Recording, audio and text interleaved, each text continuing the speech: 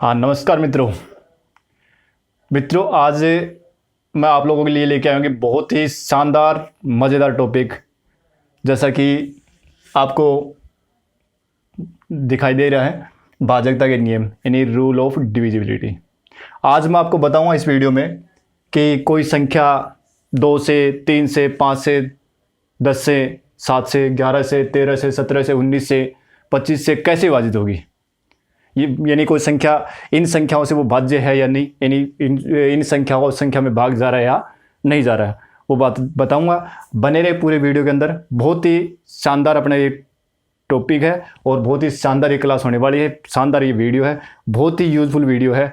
हर exam में इस प्रकार के क्वेश्चन यानी अपने को डिवाइड करने पड़ते हैं, जो कि सेकेंडों में करने पड़ते हैं, और हम इनको अगर ये रूल्स अपने ध्यान में हैं तो बहुत ही ईजीली हम इनको चेक कर लेंगे कौन से नंबर इसे डिवाइड हो रहे हैं, कौन से नहीं हो रहे। साथ में इस टाइप के क्वेश्चन कई बार रीजनिंग में देखने को मिले हैं कि संख्या दे दी और फिर उनसे पूछता है कि इनमें से कौन सी अलग है। तो कौन सी अलग है, इसका मतलब कहीं ना कहीं वो वैसी कोई संख्या देगा कि जैसे मान लीजिए 3 संख्या और उसमें वो 3 तो 11 से डिवाइड हो रही हैं, यानी 11 से भाज्य हो रही है, और एक है वो 11 से भाज्य नहीं है, तो वो अलग संख्या हो गई। वो जो भाज्य नहीं है वो अलग हो गई। तो रीजनिंग में अपने वो देखने को मिलते हैं। अब अगर उस संख्या के अंदर जैसे 4 संख्या दे रखी, चारों के अंदर अपन 11 का भाग दें तो 11 का भाग देंगे, काफ़ी टाइम लगेगा। अब टाइम लगेगा तो एक क्वेश्चन जो अपने को मिल रहे हैं महज 35 से 40 सेकंड, और वो क्वेश्चन अगर हम कर रहे हैं 1 मिनट से ऊपर का समय ले रहे हैं, तो वो क्वेश्चन अपने लिए आगे वाले क्वेश्चन के अंदर या तो छूट जाएगा या फिर वो गलत होने की संभावना बढ़ जाएगी, क्योंकि समय पर ही अगर पेपर पूरा होता है तो ये अपने क्वेश्चन भी सही होते हैं। तो देखो, बिना देरी किए और हम शुरू करते हैं अब इसको। तो देखो, सबसे पहले मैं बताता हूँ आपको नंबर 1 कि कोई संख्या 2 से भाज्य है या नहीं, यानी किसी भी नंबर में, यानी कोई नंबर है वो 2 से डिवाइड होगा या नहीं होगा। उसके लिए देखिए कि आपको क्या करना है। 2 के लिए बहुत ही शांत ईजी है कि आपके पास अगर इकाई का अंक कोई संख्या दे रखी है और उस संख्या का इकाई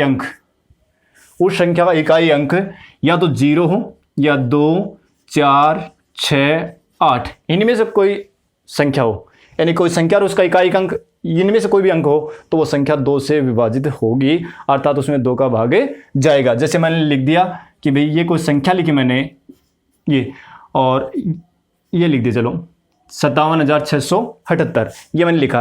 अब ये संख्या 2 से भाज्य होगी या नहीं होगी, ये अपने चेक करना है। तो 2 से भाज्य होगी या नहीं, तो देखो आप इकाई का अंक क्या है, इसमें इकाई का अंक 8 है। इकाई का अंक 8 है, इसका मतलब ये 2 से भाज्य है। तो किसी भी संख्या में इकाई का अंक अगर 0, 2, 4, 6 और 8 ये हो, तो वो संख्या 2 से विभाजित होगी। तो ये बहुत आसान हो गया। किसी भी संख्या को हम देखेंगे, उस संख्या में इकाई का अंक देखेंगे, और उस संख्या में इकाई का अंक अगर इनमें से कोई 5 में से कोई अंक है, तो वो संख्या 2 से भाज्य होगी। ये था अपना 2 से भाज्यता का नियम, बहुत ही आसान है। अब दूसरा था अपना 3 से, कि कोई संख्या 3 से भाज्य कब है या नहीं। तो अपन क्या करेंगे, इसके लिए मैं शॉर्ट में लिख देता हूं कि जो संख्या दे रखी होगी, संख्या के अंकों का योग करेंगे। अगर अंकों का योग है वो अगर 3 से डिवाइड हो रहा है, यानी इसमें 3 का भाग जा रहा है, तो उस संख्या में भी 3 का भाग जाएगा। जैसे मैं एग्जांपल देखता हूं कि मैंने लिखा 578 लिख दिया मैंने, ठीक है। अब इसको चेक करना है कि क्या ये संख्या 3 से भाज्य है या नहीं। तो देखो मैंने क्या किया, इन सभी का योग किया, 5 + 7 + 8 और ये आ गया 20। अब 20 में 3 का भाग जा रहा है क्या, यानी 20 में 3 का भाग पूरा नहीं जा रहा है, मतलब 20 3 से भाज्य नहीं है। तो 20 3 से भाज्य नहीं है, इसका मतलब कि ये 578 वो भी 3 से भाज्य नहीं होगा।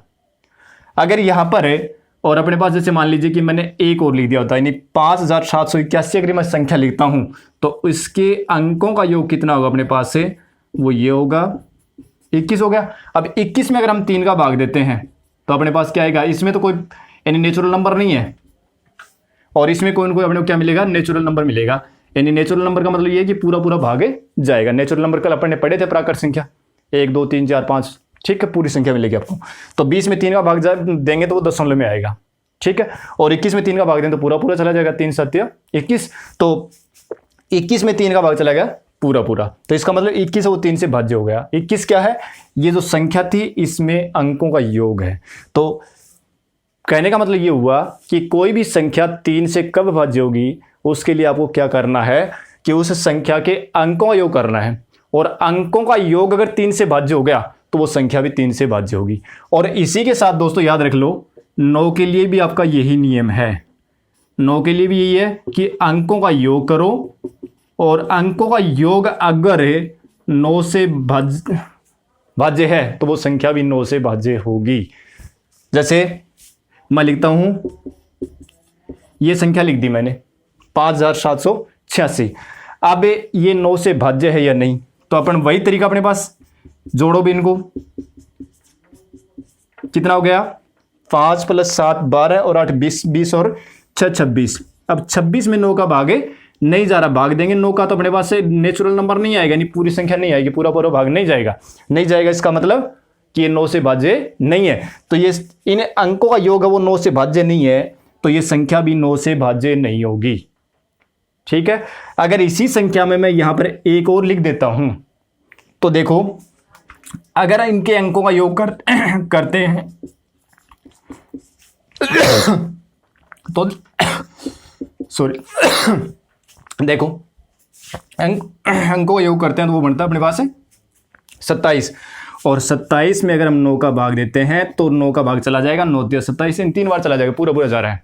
इसका मतलब ये संख्या 9 से भाज्य है। तो 3 और 9 के लिए एक ही चीज हो गई कि आप 3 से चेक करो या 9 से चेक करो। आपको क्या करना है? अंकों का योग करना है। अंकों का योग अगर 3 या 9 से विभाजित हो रहा है, यानी 3 या 9 का पूरा पूरा भाग जा रहा है, तो उस संख्या में भी 3 या 9 का पूरा पूरा भाग जाएगा। अगर 3 का भाग जा रहा है, योग में 3 का भाग जा रहा है तो वो संख्या 3 से भाज्य होगी। योग में 9 का भाग जा रहा है तो वो संख्या भी 9 से भाज्य होगी। ठीक है। ये तो अपना 2 का हो गया, 3 का हो गया, 9 का हो गया। अब देखो आगे अगर मैं बात करूं कि कोई संख्या 4 से भाज्य है या नहीं, तो देखो 4 के लिए चेक करते हैं अपन कि कोई संख्या वो 4 से भाज्य होगी या नहीं होगी। तो देखो अपने को क्या करना है कि कोई संख्या दे रखी होगी अपने को, और संख्या में आपको क्या करना है, एक तो इकाई अंक और एक दहाई अंक। दाई अंक, इन दोनों से एक संख्या बनेगी। इकाई अंक और दाई अंक दोनों से एक संख्या बनेगी, और वो संख्या अगर 4 से भाज्य है, यानी पूरा पूरा 4 का भाग जा रहा है, तो उस संख्या में भी 4 का भाग जाएगा। जैसे एग्जाम्पल देखिए, क्योंकि ये बातें एग्जाम्पल से ज़्यादा क्लियर होंगी। तो एग्जाम्पल से देखो क्या है, जैसे मैंने लिखा 514 लिखा। अब देखो 514 में इकाई का अंक तो ये होगा, दहाई का अंक ये हो गया। यानी यूँ कह सकते हो आप कि अंतिम 2 अंकों से जो संख्या बने, कोई भी संख्या है उस संख्या में अंतिम 2 अंकों से कोई संख्या बने, और वो अगर 4 से भाज्य है तो वो संख्या भी 4 से भाज्य होगी।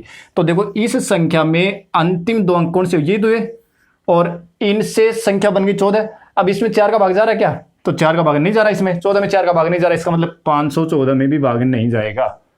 अगर मैं लिखता हूं कि 6540 मैंने लिखा, और इस संख्या में अंतिम 2 अंकों से संख्या कौन सी बनी? 40 बनी। अब 40 में तो 4 का भाग चला जाएगा, 40 में हम 4 का भाग देते हैं तो कितनी बार जाता है? 10 बार जाता है। इसका मतलब ये संख्या 4 से भाज्य है। तो 4 के लिए क्या हो गया कि 4, कोई भी संख्या अगर हम चेक करना चाहें कि वो संख्या 4 से भाज्य है या नहीं, तो उसके लिए अपन क्या करेंगे, उस संख्या में इकाई और दहाई का अंक लेकर के, या यूं कह दो कि अंतिम 2 अंकों से, और हम एक संख्या बनाएंगे, 2 अंकों से एक संख्या बनेगी, उस संख्या अगर वो संख्या 4 से भाज्य है तो फिर वो पूरी संख्या भी 4 से भाज्य होगी, अन्यथा नहीं। तो ये अपना 4 से था कि कोई संख्या 4 से भाज्य है नहीं, वो चेक करना। अब देखो आगे मैं चेक कर रहा हूं, इसी के साथ मैं कर देता हूं 8 का और कर देता हूं एक बार कि कोई संख्या 8 से भाज्य है या नहीं। तो देखिए इसके लिए भी क्या करना आपको कि संख्या के अंतिम 3 अंक लेने आपको, यानी उसमें इकाई दहाई ले रहे थे, इसमें इकाई दहाई और सैकड़ा 3 अंक लेंगे, और तीनों से एक संख्या बनेगी, और वो संख्या अगर 8 से भाज्य है तो उस पूरी संख्या भी 8 से भाज्य होगी। जैसे एग्जाम्पल मैं लिख रहा हूँ, जैसे मान लीजिए कि 8576, ये कोई संख्या हमने लिखी है और इस संख्या में 8 का भाग जाएगा ये नहीं जाएगा, ये अपने को चेक करना है। तो अपन क्या करेंगे, लास्ट वाले 3 अंक लेंगे, यानी 576 लिए। अब 576 में 8 का भाग जा रहा है तो इस संख्या में भी 8 का भाग जाएगा। तो देखो 8 का भाग जा रहा है किसमें, 576 में 8 का भाग देंगे तो 8 7 56 और 8 दूनी 16 यानी 72 बार चला जाएगा, चला, यानी 576 में और 8 का भाग जा रहा है तो 8 का भाग जा रहा है तो इसका मतलब इस पूरी संख्या में भी 8 का भाग जाएगा। इसी प्रकार से मैं लिख रहा हूं, ये मैंने कोई संख्या लिख दी, अब क्या इसमें 8 का भाग जाएगा? तो देखो ये तो सीधी सी बात है, इसमें इतना करने की जरूरत नहीं है, क्योंकि 8 का भाग अगर हम देंगे तो एक तो थोड़ा सा ये ध्यान रखें कि लास्ट में जो इकाई का अंक आएगा वो सम संख्या ही मिलेगी आपको, 2 4 6 8 है या 0 2 4 6 8, ये तो मिलेगी, लेकिन ये हो जरूरी नहीं कि फिर भी वो 8 से भाज्य हो। अगर इकाई का अंक सम संख्या तो भी वो 8 से भाज्य हो, ये जरूरी नहीं है, फिर आप चेक कर सकते हैं। लेकिन इसमें तो सीधा ही पता चल रहा है कि 8 से भाज्य है ही नहीं, क्यों? क्योंकि इसमें इकाई का अंक सम संख्या है ही नहीं, तो ये तो हो ही नहीं सकती। ठीक है, तो अगर इकाई का अंक सम संख्या है तो वो संख्या 4 से 8 से भाज्य हो सकती है, 4 से 8 से 16 से 10 से इनसे भाज्य हो सकती है, लेकिन होगी ये जरूरी नहीं है। ठीक है, तो इस संख्या, ये संख्या 8 से भाज्य नहीं हो सकती। इसी प्रकार से मैंने लिखा, ये लिखा, अब क्या ये 8 से भाज्य है? देखो अंतिम 3 अंक, तो क्या होगा, इसमें 8 का भाग देंगे तो 8 64 और 8 चौक 32, शेष बच गए भाई इसमें 2, यानी पूरा पूरा भाग नहीं जा रहा है, 674 में 8 का भाग पूरा पूरा नहीं जा रहा है, पूरा पूरा नहीं जा रहा है, इसका मतलब ये संख्या 8 से भाज्य नहीं है। ठीक है, तो 2 से हो गया, 2 से भाज्य कब होगा? जब इकाई का अंक 0 2 4 6 8 हो, तब वो संख्या 2 से भाज्य होगी। 4 के लिए क्या बताया कि कोई भी संख्या उस संख्या के अंतिम 2 अंकों से जो संख्या बने वो अगर 4 से भाज्य तो पूरी संख्या 4 से भाज्य होगी। 8 के लिए क्या किया कि कोई भी संख्या जो है उसके अंतिम 3 अंक पकड़ो, अगर वो 8 से भाज्य है तो पूरी संख्या भी 8 से भाज्य होगी। इसी प्रकार से 16 के लिए अगर आपको चेक करना है तो अंतिम 4 अंक पकड़ो। ठीक है, तो ये थे अपने 2 4 और 8 के लिए। अब बात करते हैं अपन 9 के लिए होगी, अब बच गया बीच में 7 बच गया। अच्छा, 6 के लिए कोई बताने की जरूरत नहीं है, क्योंकि 6 कोई संख्या 6 से भाज्य कब होगी? अगर वो संख्या 2 से और 3 से भाज्य है तो 6 से भी भाज्य होगी, ये अपने को याद रखना है कि कोई संख्या अगर 2 से और 3 से भाज्य है तो वो संख्या 6 से भी भाज्य होगी, यानी कि इस संख्या में 2 का भी भाग जा रहा है, 3 का भाग जा रहा है तो उसमें 6 का भाग भी जाएगा। अब देखते हैं अपन 7 के लिए कि कोई संख्या 7 से भाज्य कब होगी, ये महत्वपूर्ण है। अब देखो इसमें 2 बातें हैं, 2 नियम बस। एक तो क्या करना है कि 3 अंकों की आवर्ती हो रही हो, आवर्ती हो रही हो। एक बात तो ये है कि 3 अंकों की आवर्ती हो रही है तो वो संख्या 7 से भाज्य होगी। जैसे मान लीजिए 367 367 367, ये कोई संख्या लिख दी हमने, इतनी बड़ी संख्या लिख दी, तो इसमें देखो 3 अंकों की आवर्ती हो रही है, इसका मतलब ये संख्या 7 से भाज्य होगी, यानी 3 अंकों की आवर्ती हो रही है तो संख्या 7 से भाज्य होगी। लेकिन अगर मैं इसमें एक साथ हटा दूं तो अब जरूरी नहीं है कि 7 से भाज्य हो भी सकती है और नहीं भी। तो देखिए, एक तो ये हो गया कि अंकों की अगर 3 अंकों की पुनरावृत्ति हो रही है तो वो संख्या 7 से भाज्य हो सकती है। अब दूसरा नियम अपना क्या है कि जैसे मान लीजिए मैंने कोई संख्या लिखी, ये मैंने लिख दिया 3151, क्या इसमें 7 का भाग जाएगा? क्या ये 7 से भाज्य होगी? ये महत्वपूर्ण है। देखो क्या करना आपको कि या तो भाग देगी, देखो कि 7 का भाग जा रहा है क्या, यानी शेषफल 0 आ जाए, पूरा पूरा चला जाए तो शेषफल 0 आएगा तो 7 से भाज्य होगी। लेकिन अब भाग तो देना ही नहीं अपने को, क्योंकि कंपटीशन में अगर हम बैठते हैं तो भाग देने के लिए समय कहाँ मिलता है अपने को। तो देखिए क्या करना आपको इकाई का अंक पकड़ना है और इकाई के अंक को आपको 2 से गुणा करना है, इकाई के अंक को 2 से गुणा करना और शेष संख्या में से घटाना है। तो जैसे 315 और इसमें से इकाई का अंक 1 था, 1 को 2 से गुणा कर 2 हो गया, अब बच गया 313 हो गया। अब दोबारा इकाई के अंक को पकड़ो 3, और 3 का 2 गुणा कितना होगा? 3 का 2 गुणा 6 होगा, शेष में से घटाओ, 6 घटाए तो कितने बच गए? 25 बच गए। अब 25 में 7 का भाग जा रहा है क्या? नहीं जा रहा, तो इस संख्या में 7 का भाग नहीं जाएगा, नहीं 7 से भाग नहीं होगी, पूरा पूरा भाग नहीं जाएगा इसमें 7 का। तो 7 के लिए क्या करना आपको, दो बात बताई मैंने आपको कि एक तो अगर 3-3 अंकों की आवर्ती हो रही है तो वो संख्या 7 से निश्चित रूप से भाज्य होगी।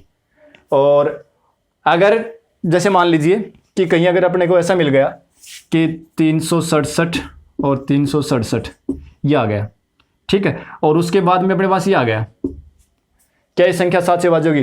तो यहां तक की तो ये 7 से भाज्य है, यानी यहां तक तो शेषफल 0 आएगा, लेकिन इसके बाद में इस पर चेक कर लो 7 से भाज्य नहीं है, तो ये 7 से भाज्य नहीं है, तो ये इसका मतलब पूरी संख्या 7 से भाज्य नहीं है। या फिर अपने पास ये तरीका है कि आप इकाई के अंक को 2 गुना करो और पूरी संख्या में से घटाओ और करते जाओ जब तक करते जाओ कि जब तक अपने पास छोटी संख्या नहीं मिल जाए, ठीक है।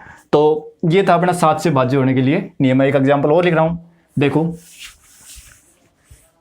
जैसे मैंने लिख दिया 4109 लिख दिया, क्या ये 7 से भाज्य? तो अपन क्या करेंगे, देखो 7 इकाई का अंक कितना, 9 को 2 गुना किया तो 18 है। अब किस में से घटाना है, शेष संख्या में से घटाना है, घटाएंगे तो कितना बचेगा ये, यानी 392 बच गए, ठीक है। फिर इसका 2 गुना करो 4, शेष संख्या में से घटाओ कितने बच गए, 35, और 35 में 7 का भाग जाता है, 7 बन जाए 35, तो इसका मतलब ये संख्या 7 से भाज्य है। तो 7 से भाज्यता नियम समझ में आ गया होगा कि आपको क्या करना है, इकाई के अंक को 2 से गुणा करना है, शेष संख्या में से घटाना है, फिर वो संख्या है उसमें भी आपको इसी तरीके से चलते जाओ और जब तक चलते जाओ जब तक संख्या अपने पास छोटी नहीं आ जाए, या कोई ऐसी संख्या मिल गई जो अपने को पता है कि ये 7 से भाज्य है तो फिर वहीं छोड़ दो, ठीक है। तो ये 7 से भाज्यता का नियम अपने पास से आ गया। तो ये 7 से भाज्यता नियम आशा करता हूँ कि समझ में आ गया होगा। अब देखो 9 का हो गया अपना, 8 का हो गया, 10 के लिए क्या है,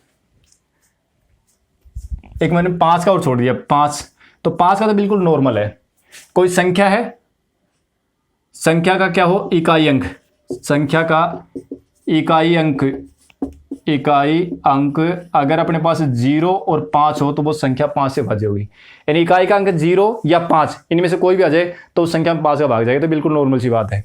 जैसे मान लीजिए अपने पास ये संख्या लिख दी, कितनी बड़ी संख्या हो कोई दिक्कत नहीं है, तो इसमें 5 का भाग जाए, क्यों, क्योंकि इकाई का अंक इसमें 0 है। लेकिन अगर 0 हटा दें, शेष बचे ये संख्या, तो क्या ये 5 से भाज्य होगी, तो ये 5 से भाज्य नहीं है, क्यों, क्योंकि इसमें इकाई का अंक 1 है। तो इकाई का अंक 0 और 5 अगर हो तो वो संख्या 5 से भाज्य होगी, तो ये बिल्कुल नॉर्मल बात थी। अब देखो तो इसमें जो सबसे मेन चीज़ है वो 7 वाली थी, वो मैंने बता दिया आपको कि इकाई का अंक क्या करना, आपको 2 गुना करना है, संख्या में शेष संख्या में से घटाना है, फिर यही प्रोसेस आप करते जाओ, 2 या 3 स्टेप में आपको पता चल जाएगा, संख्या छोटी आ जाएगी और आपको पता चल जाएगा संख्या 7 से भाज्य या नहीं है। अब देखो 10 के लिए, तो 10 के लिए तो इकाई का अंक 0 होना चाहिए, 10 के लिए इकाई का अंक, किसी भी संख्या का इकाई का अंक 0 है तो उसमें 10 का भाग जाएगा, ठीक है।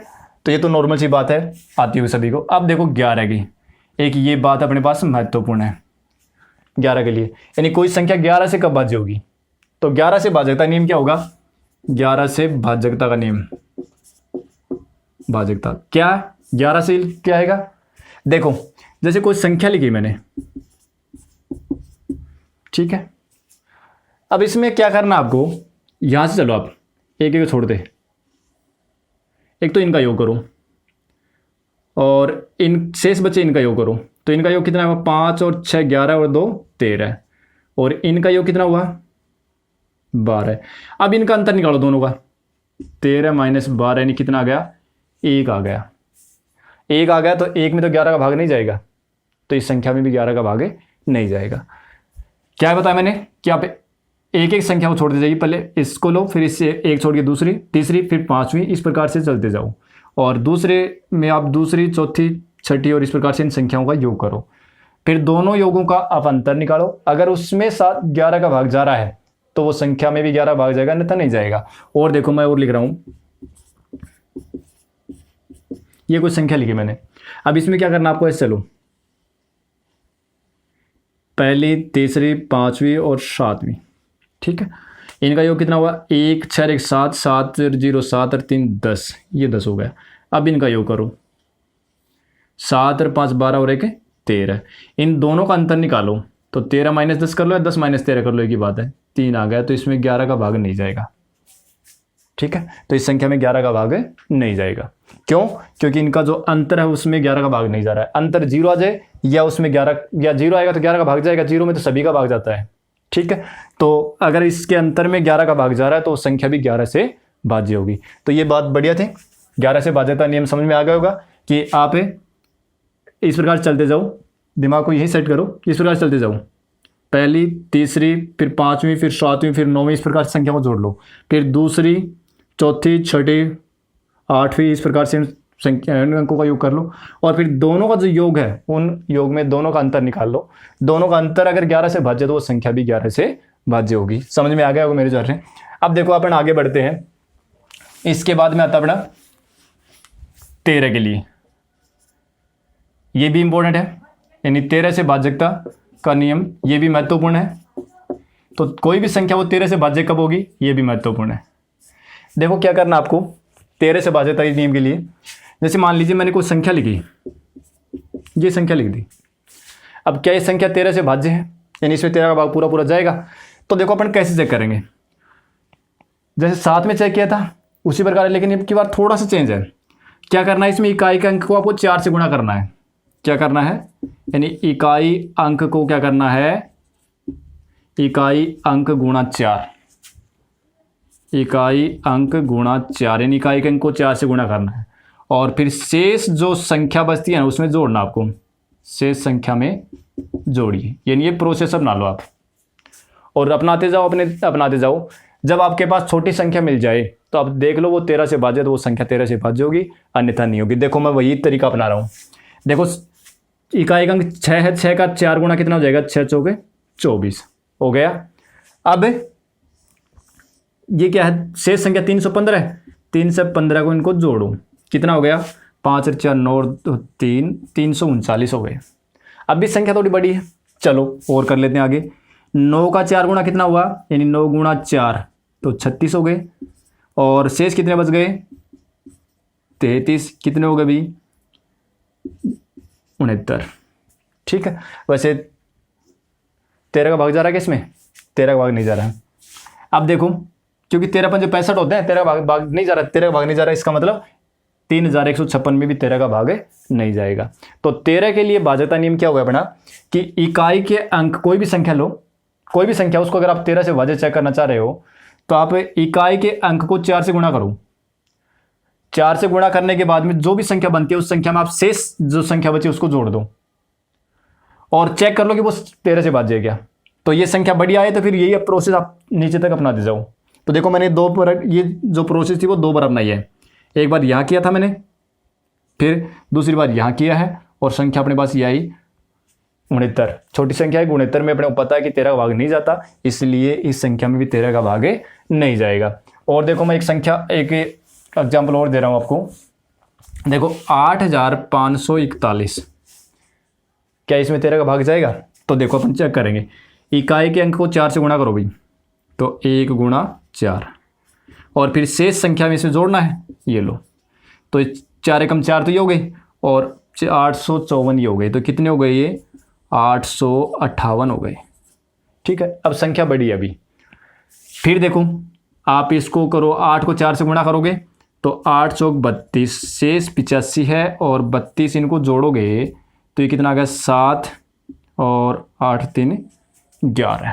ठीक है, 117 आ गए। अब अपने को पता है कि ये 13 का भाग 117 में 9 बार जाएगा, क्योंकि 13 नाम 117 होते हैं, तो 13 का भाग इसमें दोगे तो पूरा पूरा चला जाएगा, और वो भी कितनी बार, 9 बार। तो 13 से भाज्यता का नियम, यानी कोई भी संख्या उसको 13 से भाज्य होगी या नहीं होगी, तो वो चेक करने के लिए आप क्या करेंगे कि इकाई के अंक को 4 से गुणा करोगे और फिर शेष संख्या में जोड़ोगे।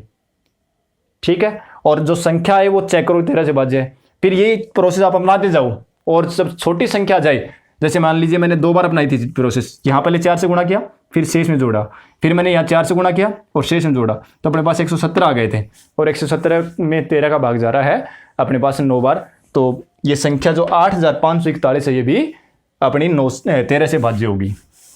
अब देखो 13 का हो गया, अब 17 के लिए चेक करते हैं।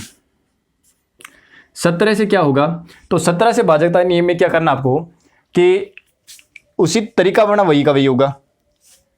ठीक है, अब देखो जैसे मान लीजिए कोई संख्या लिख रहा हूं मैं, 3157 मैंने कोई संख्या ली। ठीक है, अब क्या ये 17 से भाज्य है, ये चेक करना अपने को। तो देखो आपको क्या करना है, इसके लिए एक नियम है, वो याद रखें आप। 17 से भाजकता, जैसे अपने पास 13 का था, 7 का था, 17, उसी प्रकार 17 का भी है। क्या करना आपको, इकाई अंक जो है उसको करना 5 से गुणा, उसको करना 5 से गुणा, ठीक है। और फिर इसको क्या कर देना आपको, जो संख्या शेष बचे ना उसमें से आपको घटा देना है। यानी कोई भी संख्या दे रखी है, उस संख्या के आप इकाई के अंक को 5 से गुणा करो, ठीक है। दोबारा लिख देता हूं मैं एक बार, क्या आएगा, यानी संख्या कोई भी मिलेगी आपको, तो संख्या का जो इकाई अंक है, इकाई अंक, उसको आप क्या करेंगे 5 से गुणा करेंगे, और उसको किस में से घटाएंगे, जो शेष संख्या बचेगी। यानी इकाई का अंक तो हमने काम में ले लिया, अब शेष संख्या जो बची ना उसमें से आप ये घटा दो, और ये प्रोसेस आप अपनाते जाओ। जब लास्ट में छोटी संख्या जाए वहां पर आप देख लो कि वो संख्या अगर 17 से भाज्य है तो पूरी संख्या 17 से भाज्य होगी। देखो मैं एग्जाम्पल लिख रहा हूं, मैंने एग्जाम्पल लिखा, बहुत ही छोटी संख्या लिख रहा हूं मैं, जैसे ये लिख दिया मैंने। अब चलो एक और लिख देता हूं, 13,151 लिख दिया, ठीक है। अब क्या करना आपको कि इकाई के अंक को 5 से गुणा करना है, तो 1315, इसमें इकाई का अंक कितना है, 1 है ना, तो 1 का 5 गुणा कितना हो जाएगा, 5 होगा। अगर ये घटाएंगे तो कितना आ गया, 1310 आ गई। अब भी संख्या थोड़ी बड़ी है, ठीक है। तो फिर आप क्या करेंगे, इकाई के अंक को फिर 5 से गुणा करोगे, और इकाई का अंक होना 0 को आप किसी से गुणा कर दो, 0 ही आएगा, ठीक है। तो 131 में से अगर आप 0 घटाते हो तो कितना आ गया, क्योंकि 0 को अगर 5 से गुणा करें तो 0 ही आएगा, और 131 में से 0 घटाते हैं तो 131 आएगा। अब 131 में क्या 17 का भाग जा रहा है, और चेक कर लो एक बार, वैसे 17 का भाग इसमें जाएगा नहीं,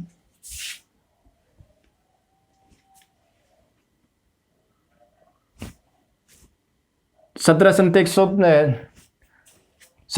119 और 17 अंठ 136 होते हैं, ठीक है। ये भाग अपने पता है कि 131 में 17 का भाग नहीं जाएगा, ठीक है। तो 131 में 17 का भाग पूरा नहीं जा रहा है, तो इसका मतलब इस संख्या में भी 17 का भाग नहीं जाएगा। तो 17 के लिए नियम क्या हो गया कि कोई संख्या वो 17 से भाज्य होगी या नहीं होगी, इसके लिए आपको क्या करना है, इकाई का अंक है उसको 5 से गुणा करोगे और शेष संख्या में से घटाओगे, और ये प्रोसेस अपनाते जाओ जब तक छोटी संख्या नहीं आ जाए। जब आपको ये लग जाए कि अब छोटी संख्या आगे हम चेक कर सकते हैं, तो वहां चेक कर लो और आपको पता चल जाएगा कि ये संख्या 17 से भाज्य या नहीं। जैसे मान लीजिए मैंने ये प्रोसेस अपनाई थी, 13,151 था, अभी मैं इसमें 17 का भाग दूं तो थोड़ा टाइम लगेगा, तो मैंने क्या किया, अच्छा ये प्रोसेस जो ये दिख रही है बड़ी, बाकी माइंडली होगी एकदम फटाफट, यानी कि मात्र 5 सेकंड या 7 सेकंड के अंदर ही प्रोसेस पूरी जाएगी प्रैक्टिस करने के बाद में। तो मैंने किया, इकाई के अंक को 5 से गुणा किया, शेष में से घटाया, वो ये आ गया। फिर इकाई के अंक को 5 से गुणा किया, शेष में से घटाया तो 131 आ गया। 131 में मुझे पता है कि 17 का भाग नहीं जाएगा, ठीक है। एक एग्जाम्पल और लिख रहा हूं मैं, दूसरा एग्जाम्पल देखो। दूसरा एग्जाम्पल मैं लिख रहा हूं कि जैसे ये आ गया अपने पास 11,866 ये आ गया। अब देखो क्या करना है, तरीका वही अपना कि इकाई के अंक को 5 से गुणा करो, कर दिया, 6 पंजे 30 हो गए, तो 1186 में से 30 घटाओ तो कितने आ गए, 1153 आ गए, ठीक है। फिर वही तरीका, इकाई के अंक को 5 से गुणा करो तो 15 हो गए, और 115 में से और 15 घटाएंगे तो कितना बच जाएगा, 100 बच जाएगा। तो क्या 100 में 17 का भाग जा रहा है,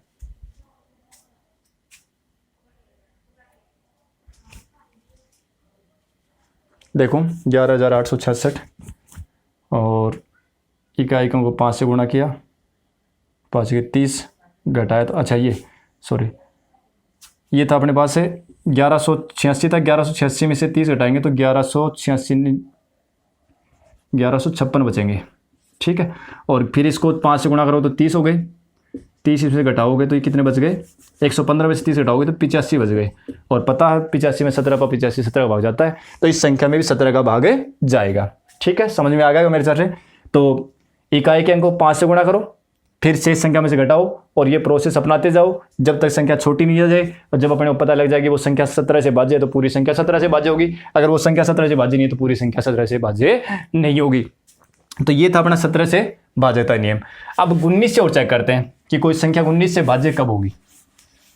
तो देखो कोई संख्या 19 से भाज्य कब होगी, तो 19 से भाज्य के लिए अपने को क्या करना है, तरीका वही है कि कोई संख्या मिलेगी आपको, ठीक है, कोई संख्या होगी, उसी को चेक करेंगे कि 19 से भाज्य है नहीं। तो तरीका यही है कि आप इकाई के अंक को क्या करोगे, इकाई अंक को 2 से गुणा करोगे, जैसे 7 में किया था ना, उसी प्रकार से 2 से गुणा करोगे। लेकिन 7 के लिए हमने क्या किया था, शेष संख्या में से घटाया था। अब इसमें क्या होगा, शेष संख्या में जोड़ेंगे। इस प्रकार से इनको याद रखोगे तो याद रह जाएंगे, भूल जाओगे।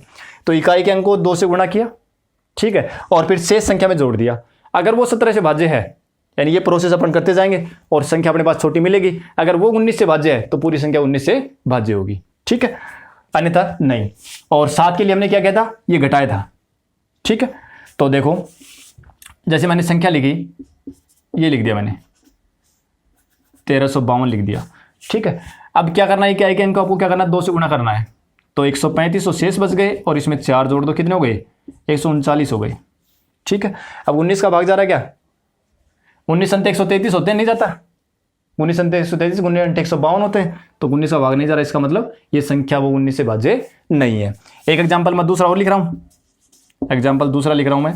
दूसरा एग्जाम्पल देखो, मैंने लिखा है 12,597, 12,597।